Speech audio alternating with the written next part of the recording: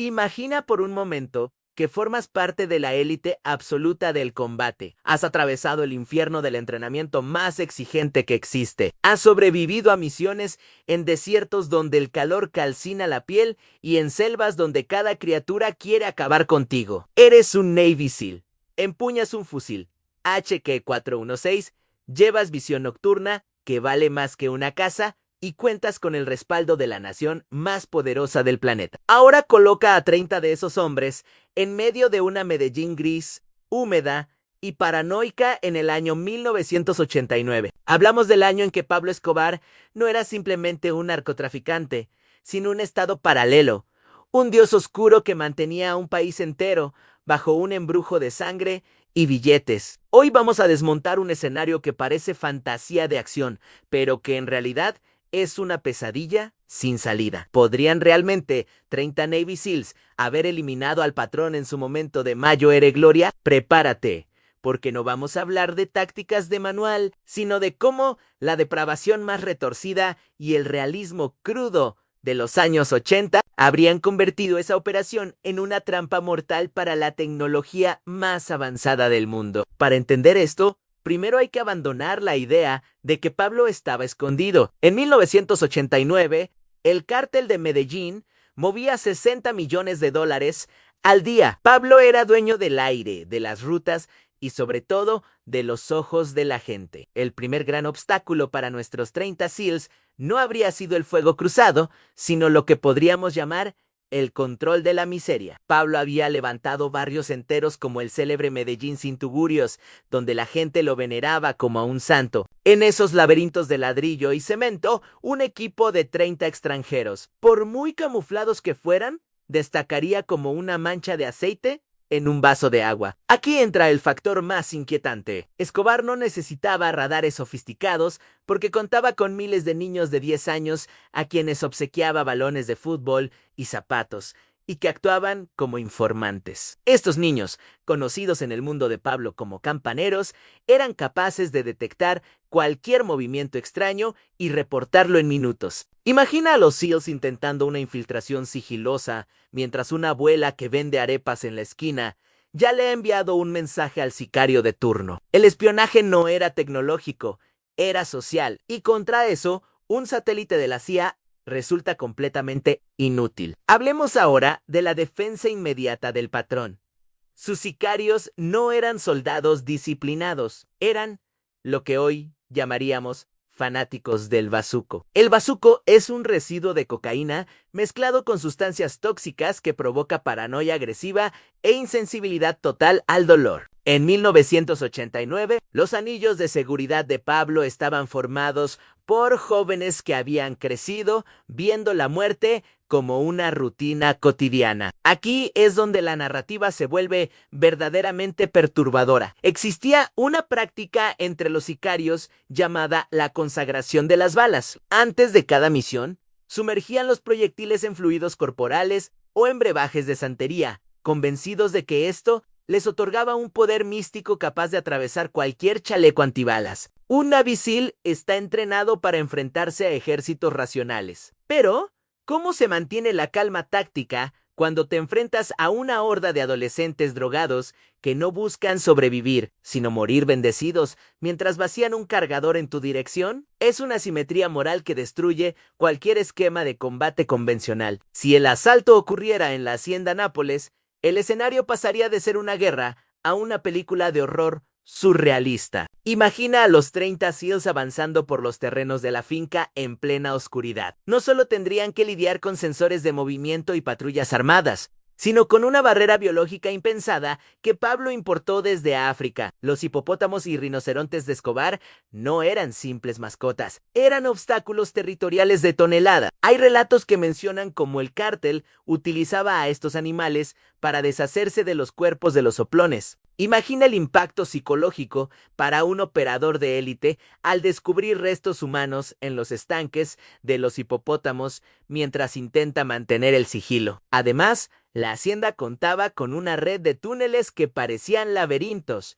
equipados con suministros médicos y salas de tortura privadas. Pablo no solo tenía dinero, tenía una infraestructura de la crueldad diseñada para que quien lograra entrar nunca encontrara la salida. Pero adentrémonos en la logística del terror, porque aquí es donde la misión de los SEALs se convertiría en una masacre mediática. En 1989, Escobar había perfeccionado el uso del coche bomba. Si un equipo de comandos lograba acorralarlo en un edificio de la ciudad, la respuesta de Pablo no sería rendirse ni pelear tiro a tiro. Su estrategia era la demolición civil. El patrón no tenía reparo en volar una manzana entera, incluyendo hospitales y escuelas, con tal de generar el caos necesario para escapar entre la confusión. El dato escalofriante es que el cártel de Medellín tenía acceso a explosivos plásticos de alta potencia gracias a conexiones con grupos terroristas internacionales y mercenarios europeos. Un equipo de 30 hombres, por muy coordinados que estuvieran, quedaría atrapado en una zona de escombros donde el enemigo es el mismo entorno que colapsa sobre ellos. Es la táctica de la tierra quemada aplicada a un entorno urbano densamente poblado, donde el costo en vidas civiles sería tan obsceno que la misión sería cancelada desde Washington antes de que el primer SEAL pudiera apretar el gatillo. Pero hablemos de un factor que casi nunca aparece en los análisis militares contuntos en TME: la guerra de la corbata. En la época de Mayo era el poder de Pablo. El cártel revivió prácticas de violencia de los años 50 en Colombia, como la corbata colombiana, un método de ejecución donde se realiza un corte en la garganta de la víctima y se extrae la lengua por la abertura.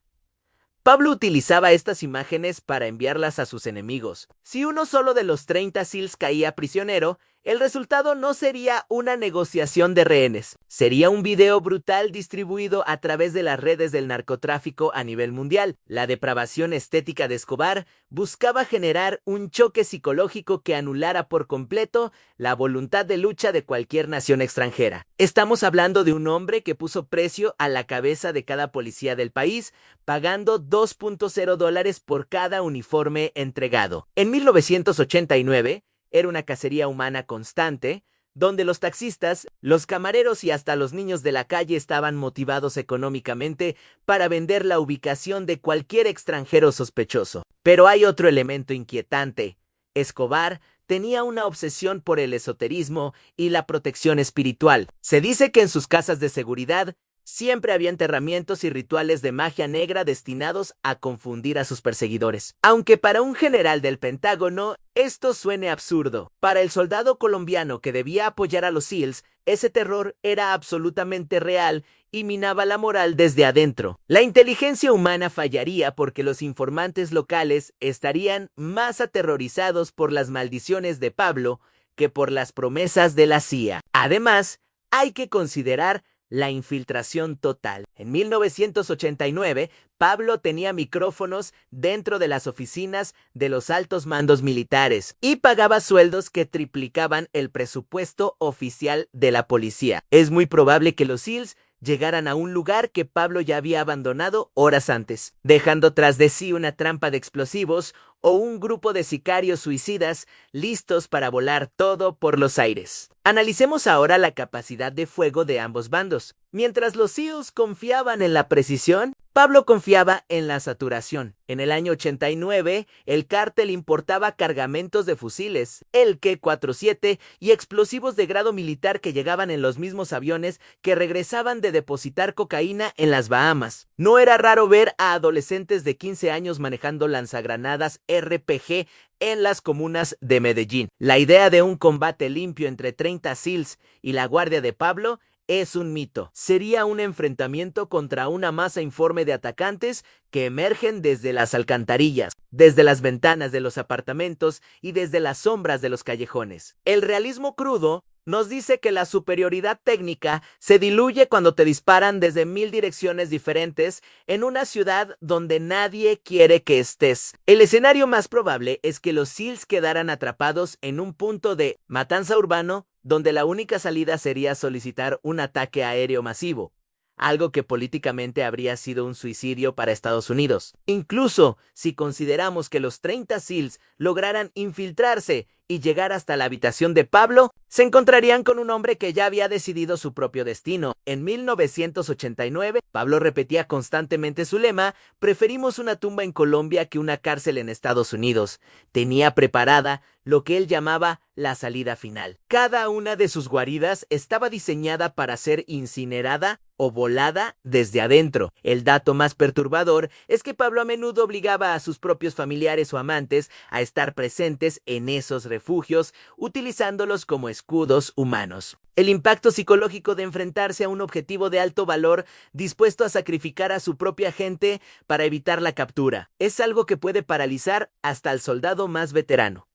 No estás peleando contra un general enemigo con honor. Estás peleando contra una entidad sádica que ha roto todo vínculo con la cordura humana. Y aquí es donde la trama se vuelve verdaderamente retorcida. Si los SEALs lograran abatir a Pablo, el problema no terminaría ahí. En 1989, el cártel de Medellín tenía un plan de contingencia llamado el Gran Incendio. Si Pablo moría a manos de extranjeros, la orden era activar células de sicarios en todas las ciudades principales para desatar una campaña de terrorismo indiscriminado contra civiles y diplomáticos, centros comerciales, cines y parques, explotando de forma simultánea. La muerte de Pablo a manos de 30 Navy SEALs habría sido el inicio de una guerra civil aún más sangrienta, donde el nacionalismo herido y la lealtad al Robin Hood de Medellín habrían convertido a los SEALs en los villanos de la historia para una gran parte de la población más pobre. Es la paradoja de la intervención.